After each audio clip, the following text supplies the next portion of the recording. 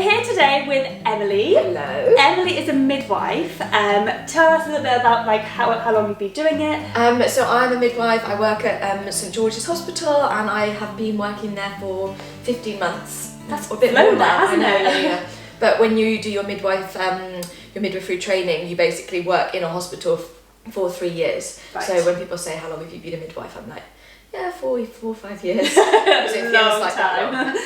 And Emily is part of the Bumps and Burpees team because she's also a qualified personal trainer. So she's actually the dream person for a mum to work with. But we have had lots of questions from you about midwifery and birth and labour and all these things. So we thought we'd go through the top 5 questions that we get. Now I think we're just going to go right in there with, does everyone poo in labour and what happens if I do? Because we all want to know that. And that's the question that I get asked the most, often by like dads or like friends who are guys. Like, is it like, do I have to pick it up? Yeah, they're like, what happens?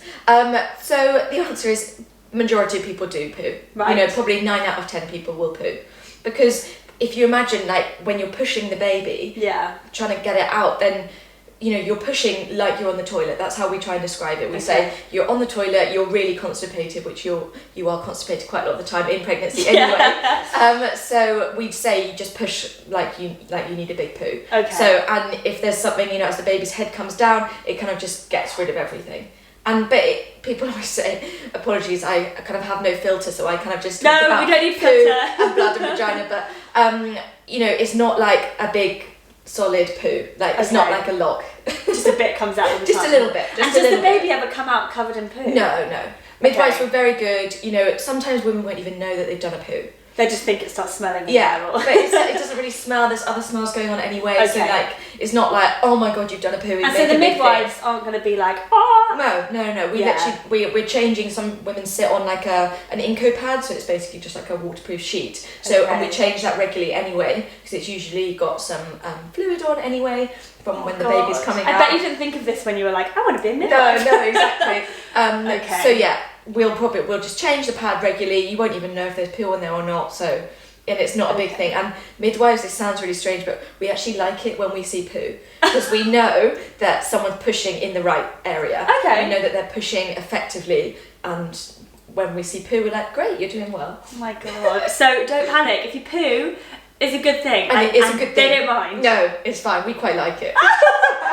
Okay, there we go. So, next question. Does everyone tear? And is it better to tear or to have an episiotomy? So first thing, explain what an episiotomy is. Mm-hmm. So an episiotomy is basically when the baby's head is kind of crowning, so coming onto the perineum, which is that bit of skin in between your birth canal and your back passage. Basically, everything's kind of stretching, so sometimes women might need a cut in that area of the perineum. Basically, the point of the cut is to make room for baby and to avoid any kind of serious, more complicated tears. Okay. So the episiotomy doesn't get the baby out; it just stops you having more of an extreme tear. So if we'll see signs that perhaps the skin isn't stretching effectively, that's when we'll make a decision to do an episiotomy. And is it better to have that than to tear? So obviously sometimes an episiotomy is needed, but we usually say a controlled tear is better. If you imagine when you cut something, sorry again this sounds really crude, if you cut kind of chicken or something with scissors, sometimes if you're going against the grain then it's almost a bit tricky, whereas sometimes if you tear it naturally then it'll go along those kind of muscle fibres, so that it's often better to tear. You know, obviously we don't want it to tear too much and to be uncontrolled, but yeah, it is actually better to tear and it heals better. We always stitch tears back together if they involve the muscle, and they heal better apparently if it's a natural tear rather than a cut. Okay, interesting. And does everybody tear? Is there ever a lady who completely doesn't have anything? Yeah, but the majority of people, I would say 85% will experience some kind of trauma in that area. So there's lots of degrees of tear. So there's a first degree tear, which basically just either involves some skin or something kind of superficial around the vagina. A second degree tear basically involves skin and or muscle. Yeah. So that would be a little bit deeper, and a second degree tear would be something that we would put a stitch in. First degree tears, not always, only if you don't need a stitch for first degree tear? Some do if they're bleeding, then we will. Okay. Or sometimes it's a woman's choice. They will just come back together. So we say you don't really need to if you don't want to, unless it's bleeding. So second degree tear with the muscle, and then the third degree tear basically involves the muscle around your back passage. Okay. So as well as okay. Yeah. So it's basically gone a little bit deeper, and it's gone around that anal sphincter. Okay. And there's a 3A, B, and a C tear. So basically 3A involves some of the anal muscles, 3B more, and 3C is like the majority. All of it. Oh my god! But all of them you can heal from. Yes, yeah. You know, some it's amazing the human body, isn't it? It is, yeah. And you know, people always say, "Oh, it's a very forgiving area." You know, it all stretches and it all comes back together. You know, so we do our best to put it back. You know, how we thought it was before or whatever. Yeah. And most people recover from it very. Okay, gosh, it's so scary, isn't it? But people do recover, and I'm always amazed that they're like, I feel fine now. It's exactly. Like, okay, all right. So not everybody tears, but most people will experience some and sometimes form of with tearing. with your second baby, because obviously, or second or third, fourth, fifth, then everything's kind of stretched before. True. So you might be less likely to have a tear, or not such a deep tear that you did with your first.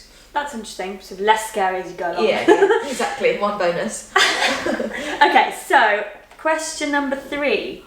I think we all want to know this. How can you bring on labour? Okay, so we all know the myths. So do they really work? There isn't actually any evidence-based research to show that you can do anything to bring on your labour, apart from being relaxed. People always say you need to be relaxed. So when you go into labour, basically you want your oxytocin levels, so that's your love hormone, to be high. That's going to make your labour progress naturally. So if you're stressed and if you're running around thinking, how am I going to get this baby out to you're not going to have your oxytocin. It's probably what most people are doing, exactly, aren't they? And it's really hard, and we say, stay relaxed, and they're like, well, I can't. I'm 2 weeks overdue and I want this baby out. So yes, being relaxed. We always say watch a nice rom-com. Or your wedding video. Your wedding video. That's have a cuddle. Sometimes people do say sex helps because you get that love hormone going. But probably fairly uncomfortable at that stage. And you're like, it's not very loving. No. So that can definitely help, but I can't say it will bring on your labour. There is some research out there to show that having sex, unprotected sex, basically if you go in for an induction, we put in a pessary, which involves a hormone called prostaglandin. Right. And prostaglandin basically helps to kind of ripen your cervix. It's not going to put you into labour, but it helps soften your cervix and all of those other changes that I spoke about in my vaginal examination video. Which we loved. Check it out if you haven't. It's on my highlights reel. So basically, prostaglandin helps to soften your cervix. Okay. Now, semen contains a little bit of prostaglandin. So it can get the process going. It can definitely help to soften things and get things going. So so men are going to love this one. So that's why people are like, oh, why sex? And that's why. It's because of the prostaglandin. Okay, and then anything true about eating spicy curries and things like that? I know my husband is really hoping this is true.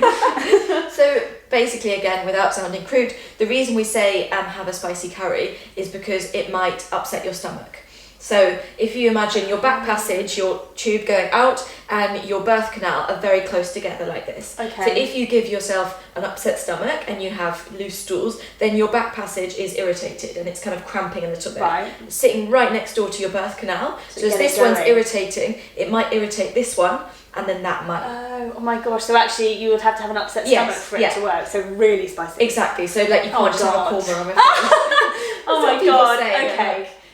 We had sex with a condom and then we had a korma, and I'm like, no. You had a nice night. Yeah, exactly. So being relaxed is really the only thing. Okay, gosh, that's hard to do, isn't it? Yeah. So all that pineapple and all of that, I've not heard that it works, but I mean, give it a go. Willing to do anything you can at that point, I'm sure. Oh my god. So. Okay, good to know. Next question: are all births different? So, if a lot of people want to know if they've had a traumatic birth first time, is there any possibility they might have like a very normal birth second time? Yeah, definitely. First births usually can involve more intervention than second births. So, you know, sometimes you might need an instrumental delivery, either with a suction cup on the top of baby's head or the forceps to guide baby out. Again, like we spoke about, you know, everything's not stretched as it has with your second or third baby. So sometimes you might need a little bit of help if you've got, you know, quite tight pelvic floor muscles, that kind of thing. So yeah, usually we say second, third, fourth babies are easier, just because your body knows what it's doing, it's done it before, everything's kind of stretched. Do you find that mums are less relaxed because the first birth was quite horrible sometimes, for them, so actually they need to sort of calm? Sometimes if they have had a traumatic delivery, I would recommend, if you have had a traumatic delivery with your first, I would recommend, there's a lot of hospitals run like birth clinics where you can go and speak about your birth. Often women don't feel like they need to do that until they're pregnant for the second time, and they feel like they almost need to go through their first birth. And like, we can dig out your notes if you delivered like at our hospital or whatever. Even we can try and access them if they're from another hospital, and then we kind of go through, because often what makes it traumatic, some women think, oh, there was blood everywhere, I lost like 4 litres of blood, but actually when we go back and we look through the notes, they didn't, and it's more like a perception. I'm not saying that it's not traumatic for you, but we can say, actually you lost 500 mils of blood, which is very normal. It's a very normal amount, and they might think that there was 25 people all running to the room, but then when we look back through the notes, actually, you know, yes, lots of people did have to come in because there was a slight emergency, but actually there were only 6 people. They only stayed for a couple of minutes. I guess you can like dramatise it in your head over the years. And it's you think you hold on to things which are quite, you know, traumatic for you. Yeah. So then it can become, you know, bigger than it is. Okay. So I would definitely recommend, if you are worried, then you can definitely, you know, have an appointment with a midwife or a specialist midwife to go through things and have a bit of a debrief. Okay. But it doesn't mean that you've had one traumatic birth, you don't have another one. No, definitely not. But again, being relaxed definitely will help. And often you know what's happening, you know what's going to come. So and people are like, right, I definitely know I want an epidural this time. Yeah, fine. That if that's in your birth choice, then fantastic. Yeah. So yeah, no 2 pregnancies are the same. No 2 births. No 2 babies. No. Nothing. So you're starting fresh every time. Yeah. Okay, good to know. Last question of these 5. So it's about breastfeeding. Okay. This lady's asking, why does it seem that all midwives have different opinions? So I'm guessing she's spoken to quite a few and there's lots of different things flying around. Definitely. Unfortunately, midwifery is one of those things where everyone has a different opinion, like everyone has something to say about it. We have, you know, new midwives, old midwives, midwives who've trained in different countries. Like, unfortunately, it is just one of those things where everyone has different advice. Yeah. You know, we've got the bog standard evidence-based stuff that we should be recommending, but, you know, if I went out to community and I helped women breastfeed and something works. Exactly, then I will then carry that on in my practice, but it might not work for everyone. Yeah. So unfortunately, again, breastfeeding is just one of those things which some women say, you know, they've had so many different things, but all I would recommend is just do what works for you. Try everything. Exactly. Get all the research, and, you know, everyone recommends different things.